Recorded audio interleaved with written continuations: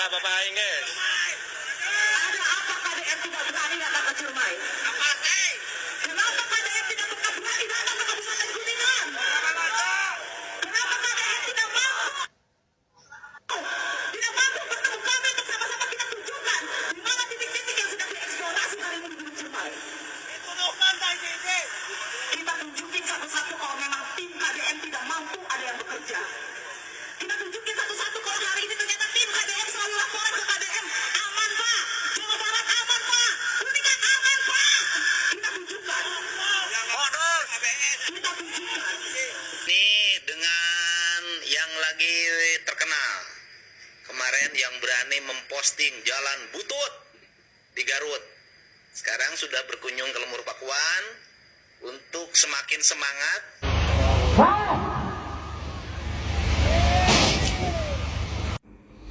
Coba lu kalau jadi buruh, otak lu dipakai, jangan IQ rendah, ya. Mikir pakai otak kalau demo, ya. Mau aja lu jadi perbudak sih masih partai buruh no ketuanya. Hah? Masih aja lu mau aja diperalat sama siapa itu si Jenggot. Duit lu itu, penghasilan lu itu udah dipotong no buat si itu tuh. Ya. Udah lu bersyukur aja. Dapat kerjaan aja udah bersyukur no. Keluarga gua, sepupu-sepupu gua juga nganggur no. Paling nyariin kerja. Para monyet tuh pada demo-demo kayak gitu. Kecuali kalau sepertinya negara ini udah normal. Gimana mau normal lu banyak buruhnya. Pada demo aja lu kayak tai manyin. Kagak ngerti gue pola pikir buruh yang kayak gini nih. Gaji aja kayak gede, pengen gede lu pada. Kerjaan kagak ada lu. Mau aja lu diperbudak sama si itu. Sama partai buruh noh. Partai buruh mana ketika ada PHK-an? Ada nggak mau perjuangin buruhnya ketika kena PHK? Kayak tai dia, tau nggak lo? Mau aja diperalat kayak gitu. No, yang harus ini mah si ketua partai no, siapa no? Yang jenggotan udah kayak tai mukanya. Dia yang enak. Lu lupa deh yang pada kerja keras dipotong-potongin tiap bulan. Norak lu pada demo. Guys, jangan lupa nanti tanggal 29 dan 30 akan ada aksi unjuk rasa menyampaikan aspirasi ke Gedung Sate kepada Bapak Gubernur Jawa Barat. Ingat, di aksi nanti jangan sampai ada anarkis, jangan sampai ada ujaran kebencian dan caci maki. Cukup saya sebagai contoh ketika kemarin saya berunjuk rasa mengeluarkan kata-kata kotor. Karena dalam organisasi tidak diajarkan dan tidak dibolehkan untuk memaki atau mengeluarkan kata-kata kotor. Semoga nanti Bapak Aing bisa menemui para pendemo, menyampaikan argumen terkait masalah regulasi yang dikeluarkan. Karena buruh sangat mengharapkan upah layak untuk kesejahteraan buruh dan mendobrak daya beli masyarakat terhadap perekonomian Jawa Barat. Sekali lagi saya mengucapkan terima kasih kepada Kang Deddy, Bapak Aing, karena saya sangat respect dalam video viral saya yang sudah mencaci maki, tapi beliau masih mendoakan saya. Respect, semoga saya nanti bisa bertemu dengan Kang Deddy langsung dan saya akan meminta maaf langsung kepada Bapak Aing. Terima kasih Bapak Aing. Wassalamualaikum warahmatullahi wabarakatuh. Respect. Assalamualaikum, sampurasun, lejeng enjing warga Jabar dan seluruh warganet dimanapun berada. Saya sampaikan ya bahwa dialog rekonsiliasi, konsolidasi terhadap 8 UMSK yang menjadi bahan perdebatan sudah selesai. Dan hari ini jam 9 pagi Kadisnaker Provinsi Jawa Barat bertemu dengan saya untuk melihat hasil dari konsolidasi, rekonsiliasi dari 8 usulan tersebut. Dan selanjutnya nanti saya akan mengambil keputusan untuk ditetapkan pada hari ini. Dan saya sampaikan juga bahwa pemerintah Provinsi Jawa Barat terbuka terhadap berbagai kritik, termasuk aksi unjuk rasa yang akan dilaksanakan hari ini, dipersilahkan. Dengan catatan, tidak boleh melakukan perusakan terhadap fasilitas publik, karena fasilitas publik itu adalah milik negara, dibangun, didasarkan dari pendapatan daerah, dari uang pembayaran pajak seluruh warga Jawa Barat yang bayar pajak. Dan kalau rusak maka harus diperbaiki atau dibangun kembali, dan itu menggunakan dana masyarakat lagi, yang pada akhirnya nanti jalannya kita tidak lagi selesai seperti yang diharapkan. Nanti fasilitas pendidikan terkurangi, nanti fasilitas kesehatan terkurangi, yang rugi adalah masyarakat. Pokoknya saya akan terus bekerja untuk kepentingan semua, agar buruh sejahtera tapi dunia usaha pun terus berkembang.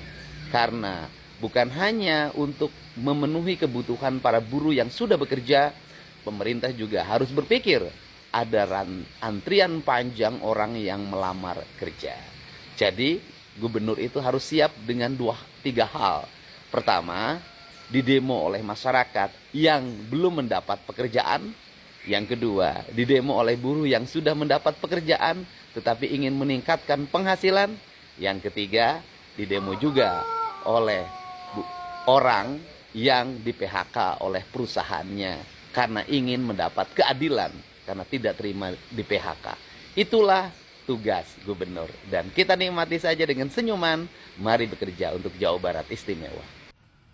Assalamualaikum warahmatullahi wabarakatuh. Sampurasun, salam sehat, salam sejahtera, dan salam bahagia kepada semuanya yang ada di Jawa Barat dan di Indonesia. Hari ini saya mensikapi 2 hal. Yang pertama, saya mengucapkan apresiasi, mengucapkan terima kasih banyak kepada teman-teman, saudara-saudara yang telah melakukan atau melaksanakan aksi unjuk rasa di depan Gedung Sate Provinsi Jawa Barat atau di Bandung, ya, oleh teman-teman serikat pekerja. Dan itu adalah hak setiap organisasi, setiap orang untuk melakukan aksi unjuk rasa yang dilindungi undang-undang secara konstitusi, tidak salah. Tetapi dalam hal menyampaikan aspirasi tersebut harus secara tegas, secara jelas, bisa dipahami oleh pemerintah daerah, dalam hal ini adalah gubernur, secara profesional, secara etika dan estetika, moralitas kita dijaga, dan jangan sampai kita itu keluar daripada tujuan untuk menyampaikan aspirasi. Selanjutnya, bahwa aspirasi jangan sampai dikotori dengan ucapan, kata-kata, unsur penghinaan, unsur caci maki kepada kepala daerah. Ini adalah tidak boleh dalam hal menyampaikan aksi atau dalam hal unjuk rasa.